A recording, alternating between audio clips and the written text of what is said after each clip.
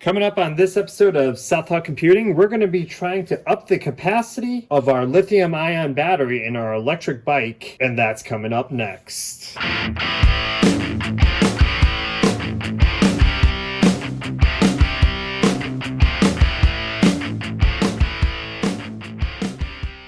What's going on, YouTube? This is Dan from Southpaw Computing, and today what we're going to do is up the amp hours on our battery for our electric bike, better known as the GigaByke Groove. Rather than disassembling the battery yet again in another video, I'm sure you guys are probably sick of that, we already have it cracked open. Here is the eBay battery that claimed to be a 20 amp hour lithium-ion battery, and it pretty much performs, I want to say, a little bit better than what you would find in a silicon acid battery that comes with this bike from the manufacturer. Not saying that's a bad thing. I mean, obviously the lithium ion pack is definitely lighter, but the manufacturer provides a lithium ion battery that can get you up to 30 miles, where this one, it'll get you to 20, maybe 25, but struggling at most. So today, what I'm attempting to do here is I bought a smaller capacity battery, and this battery here is a 14 amp hour battery. I would have loved to gotten two of these 20 amp hour batteries and did a parallel setup for them, but unfortunately these guys are just way too big to fit inside the bike and or the enclosure for the battery. So plan B was to get the 14 amp hour battery here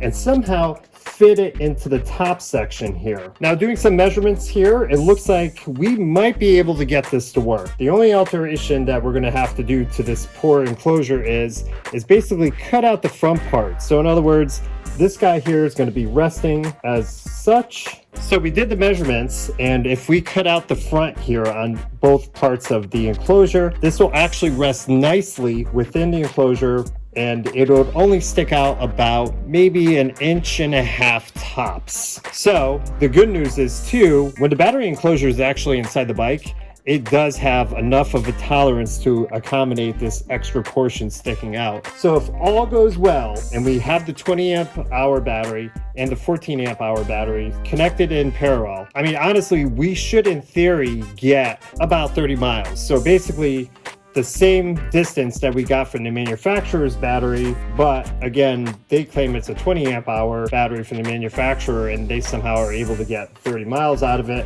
where here we're doing a 34 amp hour battery, and this is probably going to get us similar results. Maybe it might get us more, we don't know, but we're definitely going to test it out once we have this all hooked up. And to give you a little preview of what I'm thinking here is, as well as we've moved the fuse for the bike to the back, as well as the port to charge the bottom battery here on the back. So what we're going to do with the 14 hour amp battery, once it's in place, we're going to have the charging port here for that as well. But my only concern is when they're hooked up in parallel, I don't want them affecting each other when I'm trying to charge one battery or another. So the thought process here is to have one of them go through the old fuse hole as such, and then I'm basically going to unplug it when it's time for charging. I'm not an engineer here, so I'm not sure how charging one battery while the other one's not being charged is going to affect anything. So I'd rather do a side of caution here and have the two disconnected when they're actually all set up. And I'll show the final product too. Basically, I need to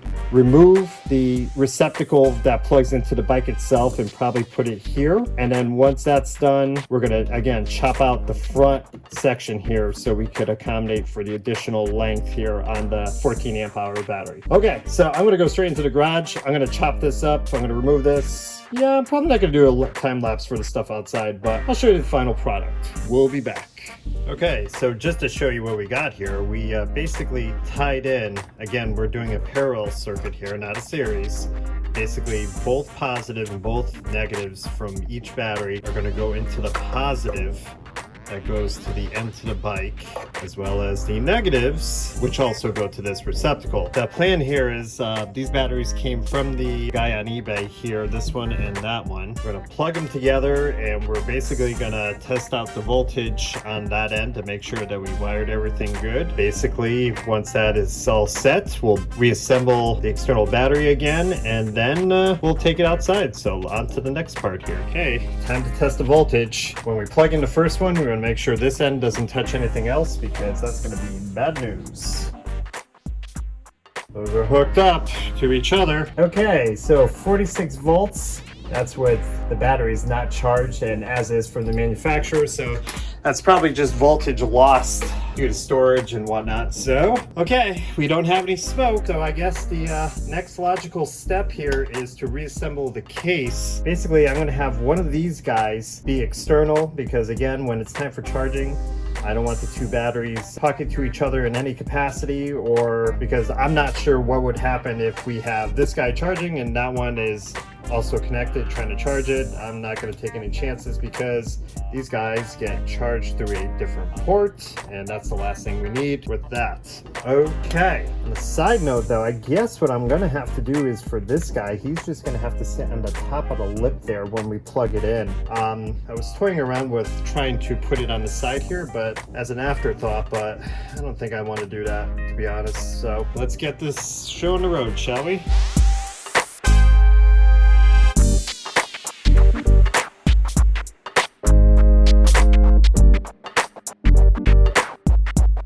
Okay, so here's the ugly prototype. I mean, we got it all assembled. The two batteries, the 14 amp hour as well as the 20 amp hour, are tied in a parallel circuit. Here's the wires that would connect the 14 amp hour battery. Of course, we're concerned about when it comes time to charging, and we have these zip ties where we could actually feed it back in there, keep these guys out, so this way when we're on the bike we could put the handle down so this all fits all nicely. Let's see, one more time, do we have power?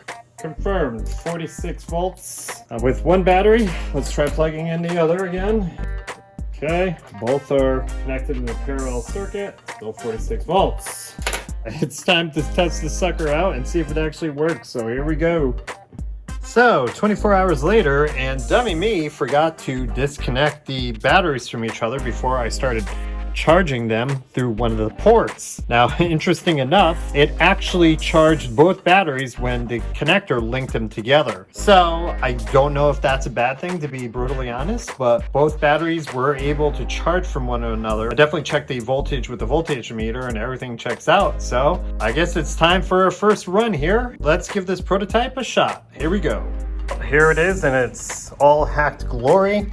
It is in there. Everything's good to go. My measurements were off when sliding in this additional battery. I had to put a piece of tape to pull up on this 14 amp hour battery so this way it would slide in better. But other than that, I mean, I think we're good. So I'm going to take it on a short trip and see what we get here. Well, maybe not a short trip. You know what? We're going to go on a long trip. It's November and for some reason it's 70 degrees outside. So let's get to it.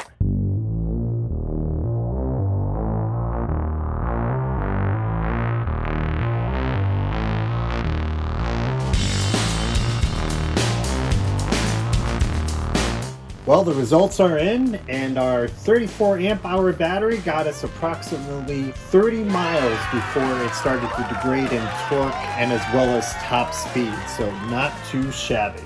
Fortunately, you know, we did have to mutilate and we did have to put a very janky solution, which didn't even last one pull, for setting up the battery, but it ended up fitting. But I think what I'm going to do for future revisions, and we'll do a video for that, I'm possibly looking to make some sort of 60 amp hour configuration, and that will probably be sometime in the future. As always, if you like what you see here, please give it a big old thumbs up, subscribe to the channel, join our forums, leave a comment below. It would be greatly appreciated. As always, this is Dan from Southall Computing, and until the next time.